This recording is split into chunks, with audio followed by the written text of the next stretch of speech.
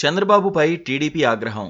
అలా ఎవరైనా రాసినా, మాట్లాడినా ఆ మాట వినడానికి విడ్డూరంగా ఉంది. అందులో ఏదో తప్పుందని అనిపిస్తోంది. తెలియక రాశారో, కావాలని రాశారోనని అనుమానించాల్సి వస్తుంది. కసికొద్దీ రాశారని కూడా అనిపిస్తుంది. ప్రధాన ప్రతిపక్షంలో విభేదాలు సృష్టించడానికి రాశారని కూడా అనుకోవచ్చు. కాకపోతే చంద్రబాబుపై టీడీపీలో చాలా మందికి ఒక ఉదుటున కోపం వచ్చిన మాట వాస్తవం. వరుస పరిణామాలే ఇందుకు కారణం కావచ్చు. పైగా టీడీపీ హార్డ్ కోర్కు షాకిచ్చే పరిణామాలు కూడా ఇప్పుడు జరుగుతున్నాయి. చెరువు నిండింది, కప్పలు చేరుతున్నాయి. ఇది బుధవారం టీడీపీ అనుకూల సోషల్ మీడియాలో వినిపించిన కామెంట్. దానికి పెద్ద కారణమే ఉంది. ఒకప్పుడు చంద్రబాబును అనరాని మాటలు అంటూ ఒక దశలో విపరీతమైన విమర్శలు చేసిన నాయకులు ఇప్పుడు మళ్లీ టీడీపీలోకి రావడం ఆ పార్టీలో చాలా మందికి అస్సలు నచ్చలేదు. అలాంటి వారిని ఎందుకు చేర్చుకున్నారని చంద్రబాబును డైరెక్ట్గా నిలదీయలేక ఇప్పుడు ఆయనపై కారాలు మిరియాలు నూరుతున్నారు. పచ్చగా ఉన్న చోట మేసి, వెచ్చగా ఉన్న చోట పడుకుని ఇప్పుడు మళ్లీ టీడీపీలోకి వస్తామంటే ఎందుకు చేర్చుకోవాలి అన్నది టీడీపీని అభిమానించే వారి ప్రశ్న. ఇప్పటివరకు పార్టీలోంచి కదలకుండా, ఒక్క పదవి కూడా పొందకుండా అవకాశవాద రాజకీయాలకు ప్రతిరూపంగా నిలిచిన వారిని వదిలేసి ఆయారాం గయారాం బ్యాచ్కు ఎందుకు ఎర్ర తివాచీ పరిచి ఆహ్వానించాలని సగటు టీడీపీ కార్యకర్తలు ప్రశ్నిస్తున్నట్లు ప్రధాన ప్రతిపక్ష పార్టీ తరఫున నిర్వహించే సామాజిక మాధ్యమాల్లో వినిపిస్తున్న మాట. ఇటీవలి కాలంలో వాళ్లు పెద్దగా పొడిచిందేమీ లేదు.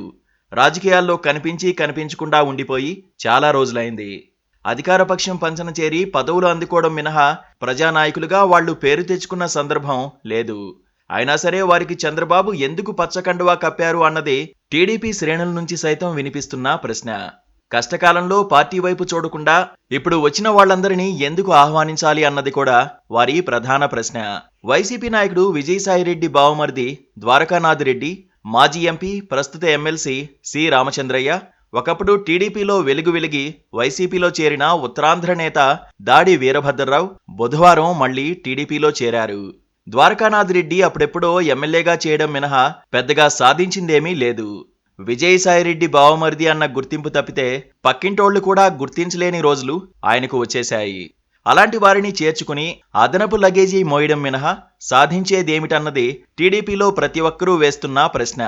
చేరికలతో ఏదో మైండ్ గేమ్ ఆడాలనుకోవడం మంచిదే కానీ మరీ కాలం చెల్లిన నేతలను చేర్చుకోవడమేంటని గట్టిగానే యూట్యూబ్, ట్విట్టర్, ఇన్స్టాగ్రామ్ వేదికగా టీడీపీ శ్రేణులు ప్రశ్నిస్తున్నాయి. అంతకుమించి సి రామచంద్రయ్యను చేర్చుకోవడం టీడీపీ కేడర్కు ఏ కోశానా ఇష్టం లేదు. టీడీపీలో పుట్టిన ఉమ్మడి కడప జిల్లా నేత రామచంద్రయ్య మంత్రిగా చేశారు. చంద్రబాబు ఆయనకు 2 పర్యాయాలు రాజ్యసభ ఇచ్చారు. మూడోసారి పదవి రాదని గుర్తించి చిరంజీవి స్థాపించిన పీఆర్పీలో చేరారు. అక్కడి నుంచి వైసీపీ గూటికి చేరి 3 సంవత్సరాల క్రితం ఎమ్మెల్సీ అయ్యారు. ఇప్పుడు వైసీపీ ఓటమి ఖాయమని తెలిసి చల్లగా టీడీపీ కండువా కప్పుకున్నారు. తనకు ఎలాంటి ఇబ్బంది లేకుండా ఉండేందుకు టీడీపీలోకి వస్తున్న రామచంద్రయ్య ఒకప్పుడు చంద్రబాబును తిట్టిన తిట్టు తిట్టకుండా తిట్టిన నాయకుడు. అలాంటి వ్యక్తిని చేర్చుకోవడంపై పార్టీలో సర్వత్రా వ్యతిరేకత వ్యక్తమవుతోంది. ఇక దాడి వీరభద్రరావు కూడా ఒకప్పుడు టీడీపీలో అన్ని పదవులు అనుభవించారు. తర్వాత అవకాశం కోసం వైసీపీలో చేరితే జగన్ ఆయన్ను పక్కన పెట్టారు. ఇప్పుడు మళ్లీ టీడీపీ గెలుస్తోందనే ఆయన వచ్చారు. అందుకే ఇలాంటి సీనియర్ మోస్ట్ జూనియర్ ఆర్టిస్టులను చేర్చుకోకూడదని టీడీపీలో విస్తృత స్థాయిలో చర్చ జరుగుతోంది. చంద్రబాబు లెక్కలు వేరే ఉండొచ్చు, జగన్ను అన్ని వైపుల నుంచి ఇబ్బంది పెట్టాలన్న కోరిక ఆయనకు ఉండొచ్చు. అయినా సరే కార్యకర్తల మనోభావాలను గౌరవించాల్సిన అనివార్యత కూడా ఉంది. చేర్చుకున్న వారికి ఎలాంటి షరతులు పెట్టారో కూడా ఇంకా తెలియలేదు.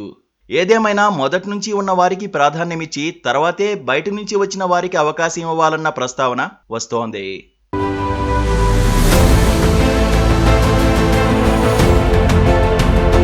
Please